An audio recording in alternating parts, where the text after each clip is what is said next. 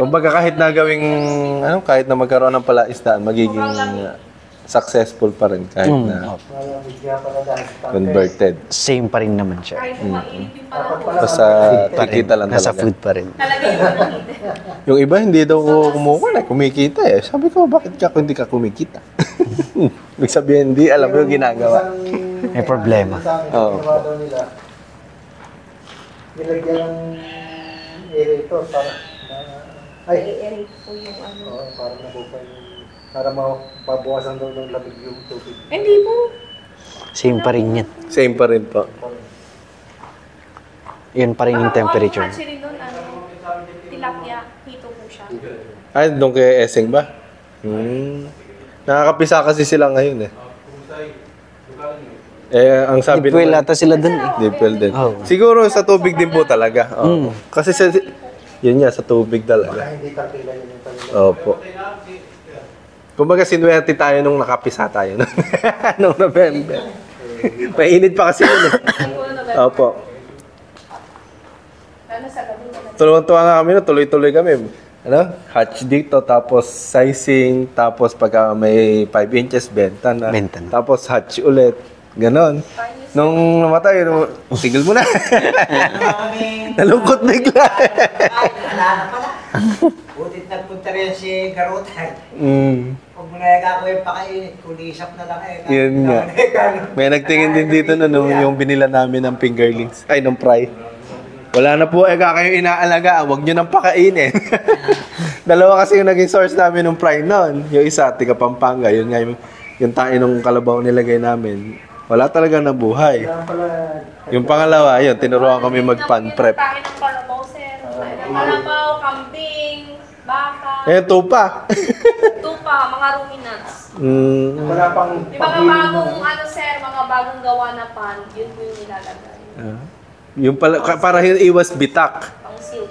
Para hindi masyadong nagtutuyo yung tubig. Yes. Ganun pala. Laking bagay nun ah. Masyadong maaksaya sa Sir, yung ban nga pala, natawag ito ba? Palagi may nagtatanong sa akin, meron daw kasi talaga hindi nai-stack yung tubig, hindi napapatuyo. So, hindi ba ang pampatay, ang pan-prep nun, T-seed? Gano'ng karami po ang T-seed na kailangan? Nasa 50. That is 50 kilograms per hectare. 50 kilograms per hectare. T-seed, sir, yun yung tobacco. Tobacco dust po. Pinapatay po niya yung mga Isda. Yung pang isda na kahit ano doon. Mga unwanted species po, like dalag. Dalag, bulig, gano'n. T-seed po talaga. Kahit yung nandun yan, tatanong mo, Mr. Valeriano, isang kumuha sa... Oh, yun yata yung nagtanong sa akin na hindi nila mapatuyo. Pag may kuto po, yung natin, mga isda disease naman po yung patay. Or hindi naman po mamamatay yung isda. Ang mamamatay na po yung mga crustaceans. Ay, paano mga pagpapagungan? Yun. Ano po yan? Ulit? Mga kuto. Yung... Minsan sir, nakakakuto rin. Parang ipis-ipis. Disease po, disease. disease. Liquid po yun. Hindi ko alam yung disease na yun. This is ginagamit sa yung pang-spray ng mga mangga. Sa mga mangga. Pesticide. Kung pala, pesticide. Pwede pala yan. Sa kuto lang yun sir. Sa Pero hindi kupa. pumapatay ng isda yun. Hindi pumapatay. Opo. Parang yung Pinapatay lang niya yung mga May shell. may shell. Parang, Hipon. parang yung pagka mga hipo, Dapat pala, Tag doon? yung i-spray mo sa una, pagka papatayin mo ito yung mga... Pati yung mga susok na mamatay. mga suso. Sila pinay-spray, gas. gas po. Nagas nga yata yung... Dapat pala yung disease. Disease. Hinahalon niyo po sir sa tubig. Yung galing nga, basta yung spray mo yung sa palay, makakita yung mga kutong tubig niya, patay. Hindi sir, yan. Alam mo yung tubig po ng pantos niya. So, kukuha po kayo ng basya, lalagyan niyo po yung disease out. Tapos yun po yung isasaboy niyo sa Sasabi tubig. niya. Hindi naman po mamamatay isda niya. Yung tubig. Dahil kumakain kasi yung mga parayong puto niya. Hindi nang bumusgur. Sabi na natin. Malalaman mo rin sir na may kuto yung pants mo pag lumusong ka, makati ka. Makati ka ka. Saka ulit, lalo sa pinakakita, tumulong ka maganin yung lumilitaw. Pero namamatay po yun pagka pinatutuyo. O sir, pag napantrap po siya. Namamatay Well, din. pantrap po yung pantrap. Yun yung iba, tinatanong yung panlasa sa isda. ng mga apog. Hindi na, sing. Basta sa lagay yun lang yun ng ano. Yung kasi yung unang gawa namin yan. Nilagyan pa namin. Kaya pala super friendly yung ano nila. Tubig. Pero at least ano. Yun ang unang, sino ba unang nagturo sa ating lagyan ng apog? Okay din naman Tiga siya Pampanga, sila. oh. Much better pag mga ganun pag ang alaga nyo tilapia. Kasi mga natural food yung pinakain. Mm-mm. Since ang ano kasi ang hito ay ano na, omnivore. Omnivore naman sila yung hito. Carnivore, pag yung mga nasa stage po ng hatchery, baka kanibalism sila. Pero pag lumaki na, omnivore. Omnivore na. Kahit na ano. Sa hatchery kasi, kung pa, na to?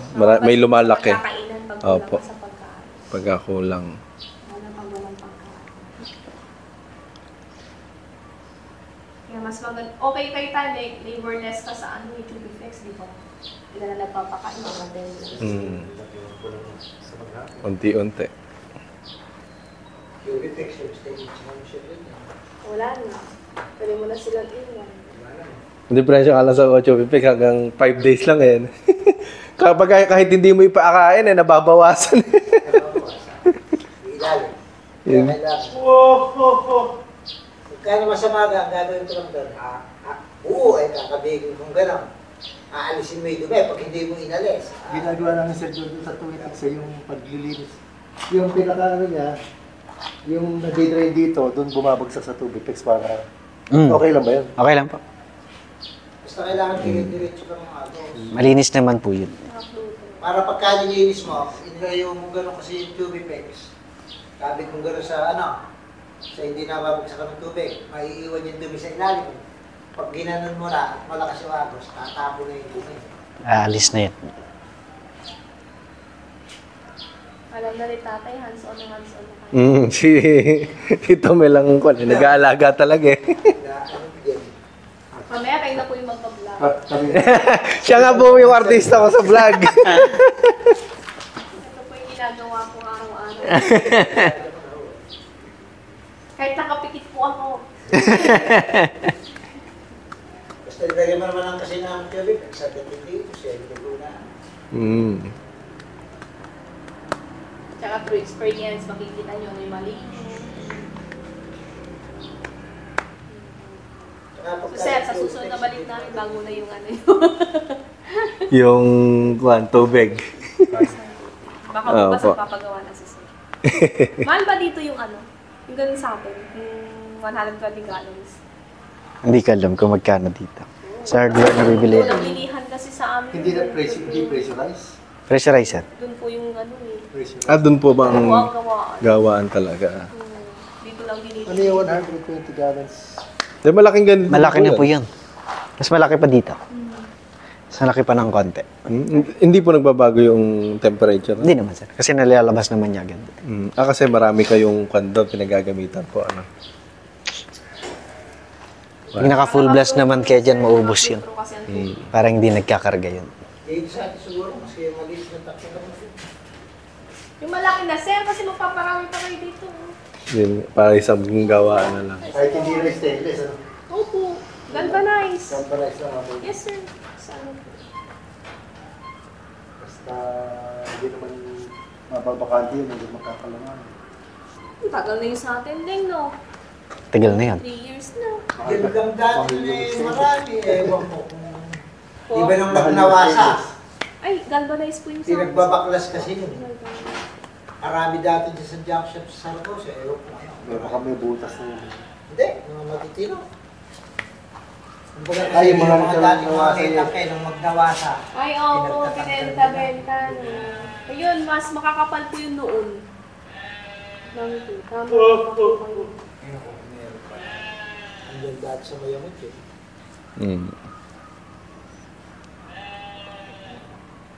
Para makapag-start yung Dati debit. kami sa... Oo. Tapos sir, kung halimbawa, ganun pa din, lagyan nyo na lang ng ano po. May ano naman po kayo, black sack naman po si mother dun sa inyo. Para at least yung temperature nyo. Mas lalo. Yung mga sako ng pataba. Ito yung ano. Ay, sa temperature. Tele-service mo, pering. Pero una pa rin talaga yung tubig. Pinaka-importante. Kasi kung nakakapisa naman kako yung iba eh. Ba't kako pa kami hindi? Sa tubig. Yun ang nila, advantage nila kahit na nakakapisa sila kasi okay yung tubig nila. Tayo naman, swinwerte, nagbabago yung temperature. Pagka natin yan na yung talagang yung maitim na. Puro na yan. Kaya na. Basta buhay natin mga dito na. Ang masama nga, yung pagka yung maliliit pa siya, yung talagang yung 1 day old siya, yung 48 hours. 48 hours. Pero basta nakapisa na, ubra na rin eh, dahil kasi pagka nga dito na iba na ilakas ng tubig. At saka, yung tubig yan, naka-stock din eh.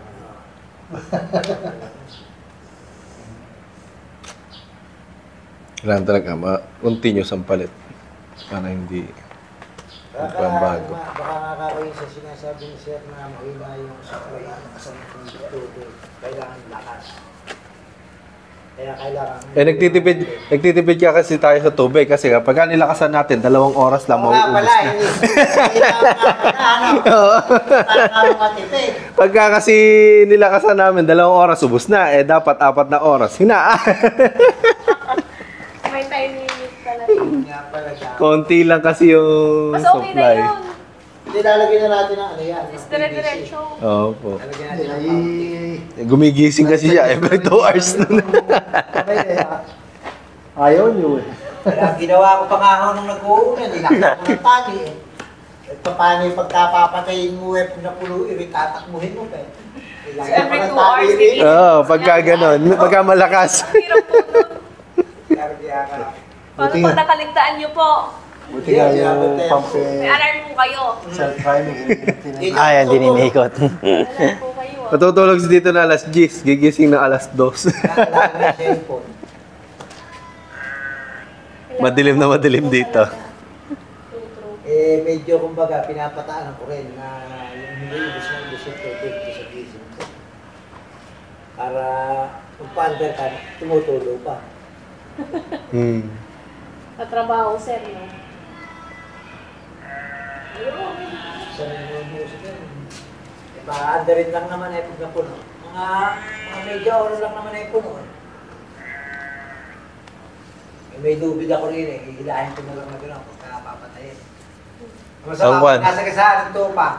Mapapatay. Lubid, nasabit, di mo namamatay, bubuhayin mo pa. Hindi kasi di-switch yung pagpapandar mo di ganun pa yan. Di hila yan. Ganda-ganda pa nga rito yung bumili sa amin ng hitin. Naalala niyo? Si Kwan, pangalan nun yung scammer na... Scammer din yun eh. Binentahan kami ng net eh. Ano po, Bre? Yung net pong pang-sizing namin. 80 meters daw. Bay, nung ginagamit na namin, 40 meters lang pala. Pupurdi nga pala dyan yung ano. 15,000 pa naman Scam ka. po kayo. Oo, ini-scam kami. Yung kuryente ro sa... Na-sales stock ka, sir. Na sales stock. Hindi kasi alam kung paano kailangan na namin mag-sizing. Pagka ginawa, matagal pa yan. Dahil dahil. Ito na lang bilin mo. O, maka na yun. Kuryente ro sa pupasan. Maka na yun. Ayaw na humigot yun.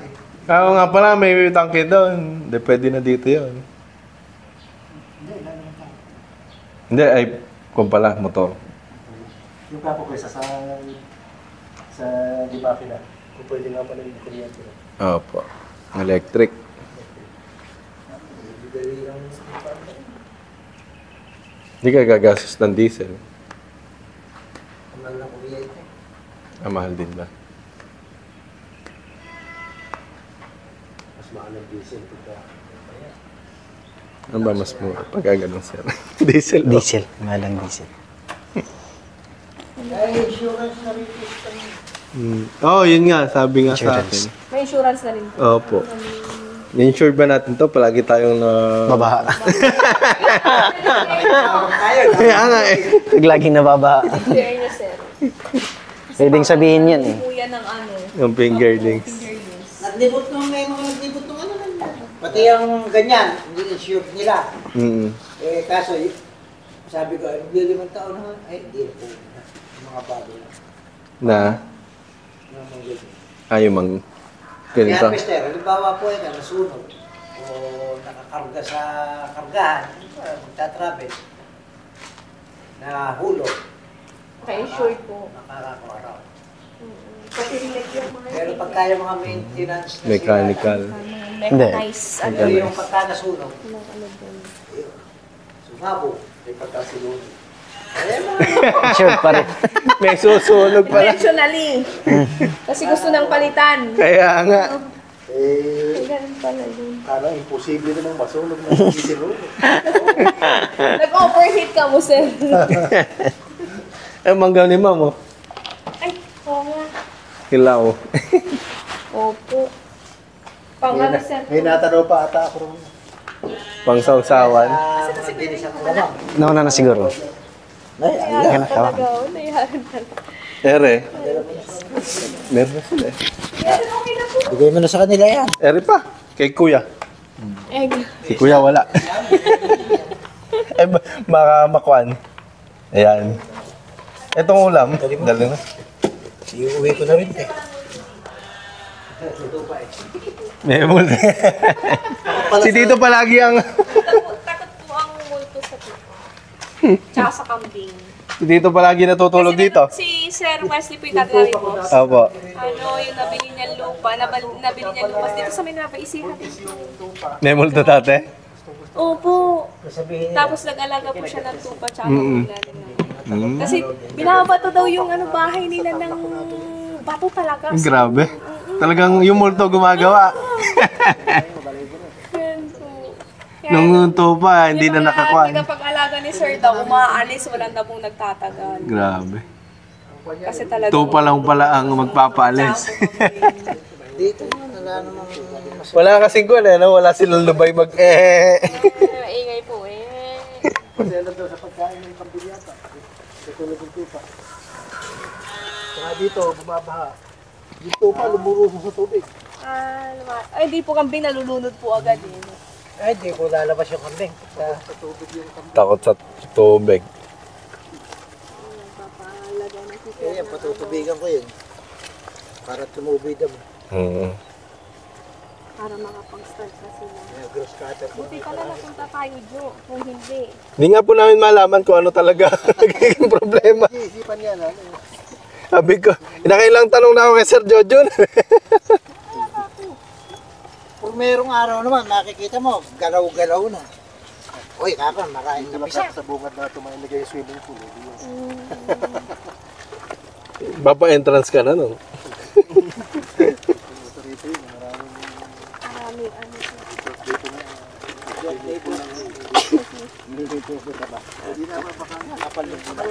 Marami pong resort dito, sir, di ba? Oo po. Sa Nueva Ecija. Lalo na doon sa Bungabon. Mabon. Dami na nagde-develop po ngayon doon. Daming naputap na. Bulaklak yan. Bulaklak na hindi putat yan. Bulaklak na. Dami magiging bunga. Makakakuan yata ah. Makaka 1 milyon yata ah. Ba't parang ako yata nagpapatubig ng manggahan? Wala yata akong parte.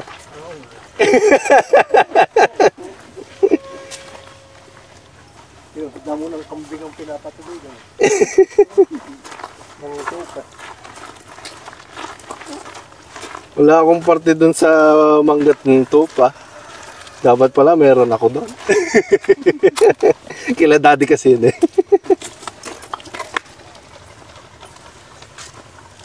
Oo nga, dapat nagtatanim nga din kayo, sir, ng mga pine trees dito. Kasi Pang sabi ano po ba nila, yung pine trees? Pang ano daw, pang hold daw ng tubig yun eh. Parang yung tibig. Yan. Yun ang sabi sa studies. Ah, Ang naipatalim namin dyan, mga ano, yung pinapapatay ko. Oo, galing. nahogan. Pinatatanggal na po namin. Toxic pala yan. Nauso rin kasi tali mga mahogan. Saan na ba yung ano, area noon na wala talagang tubig? Mm. Mataas pala yan din ang ano nila. Nagtanim sila, sir, ng pine trees. Opo. Kasi yun ang ano, yun ang parang naging... Nag-hold ng water. tubig. Di po ba mahirap buhayin ng pine tree? Hindi naman, sir.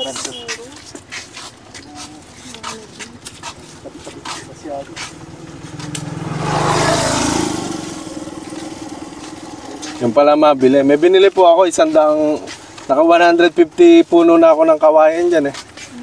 Kuha naman. Ako ng buhay, no? Ano tawag doon? Giant kawayan. Yun pala makuha na lang, pine tree. Naka 150 ako, isa na buhay. Ngayon, mamamatay na rin yata yung isa. Mahilig ako magbibili na yung patatanim, pero hindi ako nagtatanim. Ha? Teka, manong yan na lang para makakagpaano nga. Diniretso na lang. Talaga ka ako rin. Kaya, nga. Siyempre may budget pa po ito. Kaya po tinatapos. Paling ah. Grabe. Iti mo nga rin. Mabalikan po nila. Dinalok pa. Kaya nga. I-vlog mo sa Friday. Ano ba yung gawa na yan? Tak na. Diyan nahulog si manager. Di mo. Relax eh. Lipit nga ito, be. Ba't ganun? O kapala, ano? Yes ko pa. Basta nga ako nasisinunod pa. Sir Charlie. Pa. Ano yan, sir? Sa susunod na punta po namin. Oo nga. Picture tayo. Pabukas niya ako dati. Di pala tayo nag-picture doon sa Manggahan.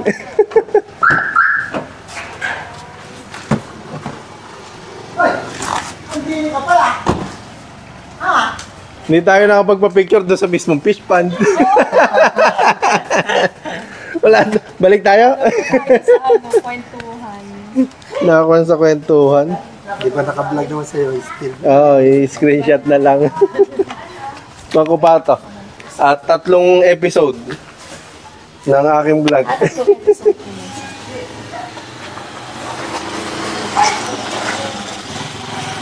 Picture tayo. Sige na, bibili nila yan, sir. Ganun nga po eh. Hanggang gawin din. Tito, sama ka. Ayaw ko pag-aaral sa Corwin. Sir, paano po yan, sir? Tutuloy na po kami. Oo po. Maraming salamat po ma'am at nalibot po kayo, sir. Sir, thank you po. Thank you, sir.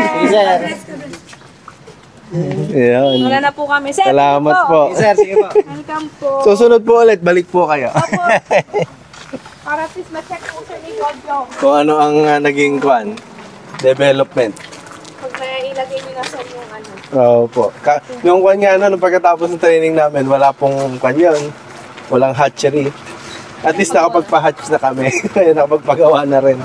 Malaki na yung naging kwan eh. Naging development. Susunod, dagdag na butas naman. Tsaka yung sa tubig. Yun lang pala ang kulang. kaya hindi makapag... Salamat po, sir. Sige po, sir, salamat po. Ingat po kayo. Sige po. Yung daan po, alam niyo na po. Dire-diretso na lang po. Ang labas niyo na po noon, Saragossa. Nakita niyo na? Sige. Dire-diretso na, labas niyo na po noon, Saragossa. Ingat po. Yan. So, nakatapos na po sila.